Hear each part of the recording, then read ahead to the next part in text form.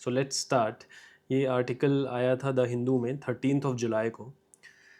It is regarding जो pendency courts में चल रही है केसेस को लेकर, एंड जो हॉलीडेज कोर्ट्स में होते हैं उसके रिलेशन को लेकर। As the title suggests, 5 crore Indians wait when the courts take a break. तो इसमें की इशू है कि सुप्रीम कोर्ट ऑफ इंडिया और हाई कोर्ट हैं जो मेजर, वो समर हॉलीडे ब्रेक पर चले जाते हैं।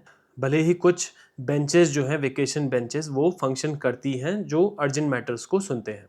और वो कह रहे हैं कि यहाँ पर shops, markets, eating places, government and private offices, hospitals, police stations, ये कभी भी काम करना बंद नहीं करते हैं। भले ही कोई भी इंडिविजुअल एम्प्लॉय छुट्टी पर चला जाए, वो एक अलग सिचुएशन है, लेकिन एज एन इंस्टीट्यूशन ये डिपार्टमेंट्स हमेशा काम करते हैं। वहीं कहीं दूसरी तरफ इंडिया के किसी जेल में जो आदमी किसी चीज़ के लिए कन्विक्टेड भी नहीं है, बस सिर्फ अक्यूज है, वो अभी भी जेल के अंदर ही है, जहाँ ट्रायल स्टिल चल रहा है और कई सालों से चलता आ रहा है, और कब ख़त्म होगा वो उसे भी नहीं पता।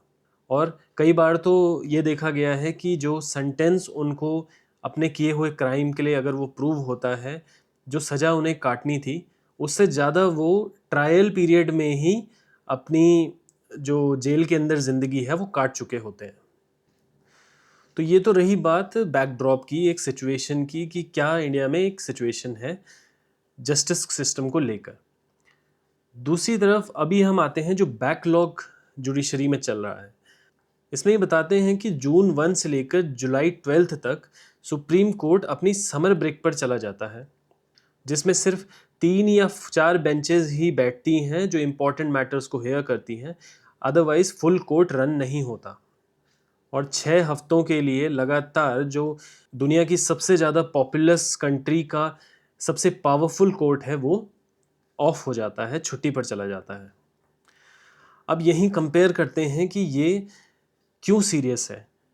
जहां इंडिया में एक तरफ ये बताते हैं कि as of last day of 2025 5.39 crore cases से भी ज़्यादा पेंडिंग है इंडियन कोर्ट्स में, जिसमें डिस्ट्रिक्ट कोर्ट्स में 4.76 करोड़ केसेस पेंडिंग है, 63.6 लाख केसेस हाई कोर्ट्स में पेंडिंग है, and more than 92,000 cases in supreme court itself pending है, जो अभी तक का 30 साल में हैवीएस्ट लोड है कोर्ट्स के ऊपर। और गवर्नमेंट की एक स्टडी के बाद ये पता चला है कि इतने केसेस को अगर रेगुलरली सॉल्व किया जाए और इन पे जजमेंट दिया जाए, तो भी 3 सेंचुरीज, दैट मीन्स 300 ईयर्स लगेंगे इन सारे केसेस के रेजोल्यूशन तक पहुंचने के लिए। और इसके बावजूद कोर्ट्स अगर समर वेकेशन और विंटर वेकेशन पे जाएंगे तो ये बर्डन बढ़ता ही चला जाएगा। तो क्या ये छुट्टी लेना बिल्कुल गलत है? ऐसा भी नहीं है, क्योंकि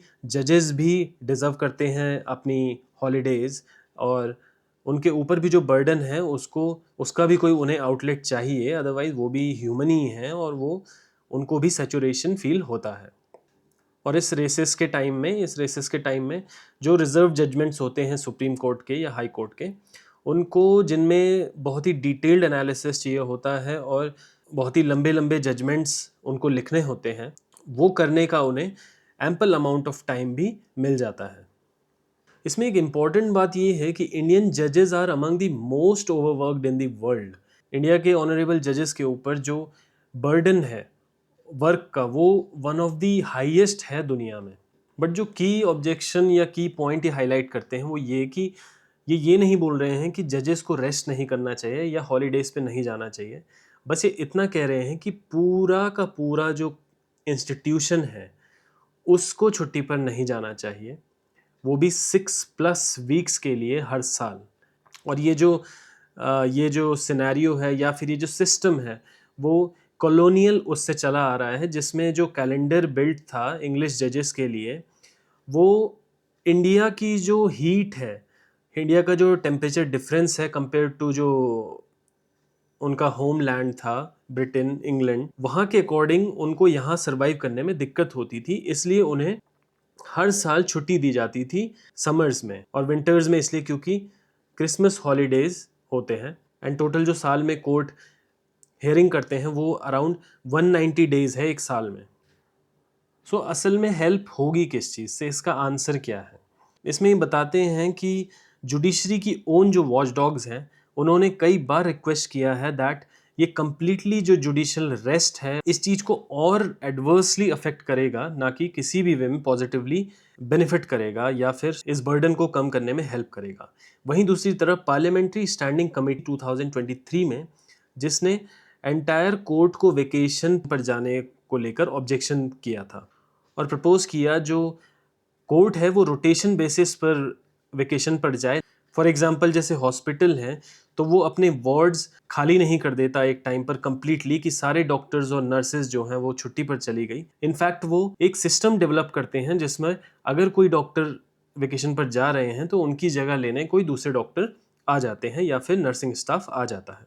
वहीं दूसरी तरफ लॉ कमीशन और जो मलिमत कमेटी है, जस्टिस मलिमत कमेटी, उन्होंने भी सेम चीज़ को रिट्रेट किया काफ़ी सालों पहले दैट ये सजेशंस कोर्ट के अगेंस्ट नहीं हैं बल्कि उन्हीं के काम को हल्का करने और जस्टिस सिस्टम को, जुडिशरी को स्ट्रॉन्ग करने में हेल्पफुल है। वहीं दूसरी तरफ जो इम्पोर्टेंट कोर्ट या जुडिशरी हमारी स्ट्रगल कर रही है उसका मेन रीज़न है जो वैकेंसीज हमारे जुडिशरी में चल रही हैं। लगभग 1/3 सीट्स जो हाई कोर्ट में हैं जजेस की वो अभी भी खाली पड़ी हैं और इस सिचुएशन में अगर रिमेनिंग जजेस भी हॉलीडेज पर चले जाएंगे तो फिर ये जो बैकलॉग है ये बढ़ता ही चला जाएगा और इसका कोई सॉल्यूशन दिखता नज़र नहीं आ रहा है। जहां एक तरफ जो फिलिंग है इन सीट्स की वो गवर्नमेंट और कॉलेजियम के हाथ पर डिपेंड करती है, वहीं दूसरी तरफ जो कैलेंडर है या जुडिशल जो एडमिनिस्ट्रेशन है उस पर पूरी अथॉरिटी जुडिशरी की होती है। तो जो गवर्नमेंट और कॉलेजियम वाला पार्ट है उसमें तो परमिशन चाहिए, लेकिन जो वेकेशंस वाला पार्ट है उसमें सिर्फ विल चाहिए। एंड लास्टली जो इसमें समराइज हो रहा है वो ये पार्ट है दैट जो सुप्रीम कोर्ट है वो फॉर्म सिर्फ इस चीज़ के लिए हुए थे कि लोअर कोर्ट्स से होते होते जब केसेस कहीं रेजोल्यूशन ना मिले तो या फिर किसी कॉन्स्टिट्यूशनल इम्पोर्टेंस के जो केसेस हैं या फिर जो हिस्टोरिकली चले आ रहे केसेस हैं उनको लेकर ही सुप्रीम कोर्ट को फर्स्ट हैंड पर हियरिंग करनी थी। लेकिन हुआ ये दैट इंडिया में जो अदर टूल्स हैं लाइक लोक अदालत्स और मीडिएशन सेंटर्स और डिस्ट्रिक्ट कोर्ट्स, इनको बाईपास कर कर डायरेक्टली सुप्रीम कोर्ट जाने का एक पैटर्न सा चल गया है। जहां एक तरफ लोक अदालत्स ने 2.59 करोड़ केसेस से ज़्यादा सॉल्व किए हैं लास्ट ईयर दिसंबर में and over 23.5 crore in 3 years. वहीं मीडिएशन एक्ट ऑफ 2023 जो पार्टीज़ हैं उनको जो जो जो आपस में केस कर रहे हैं या एक दूसरे के खिलाफ जिनके कुछ ग्रजेस हैं उनको सेटलमेंट करने के लिए, आर्बिट्रेशन करने के लिए प्रमोट करती है। लेकिन ये रूट्स आज भी अंडर यूज्ड हैं और मैक्सिमम लोगों को इनके बारे में पता नहीं है और जिनको पता है उनको इन पर वो इनको लेने से बचते हैं और directly high court and supreme court approach करते हैं।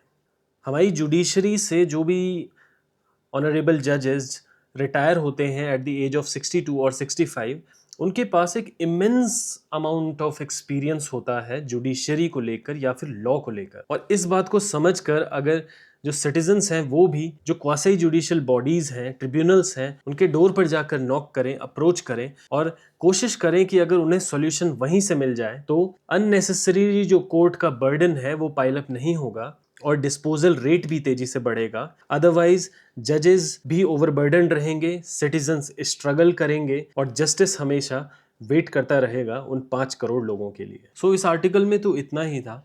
आई होप आपको ये एक्सप्लेनेशन समझ आया हो, क्योंकि ये मेरा फर्स्ट आर्टिकल एक्सप्लेनेशन है तो आई थिंक उतने अच्छे से अगर आपको नहीं भी समझ आया हो, बट मैं धीरे धीरे इसको इम्प्रूव करने की कोशिश करूँगा एंड आपके लिए ऐसे ही अच्छे आर्टिकल्स लेते आता रहूँगा। Thank you.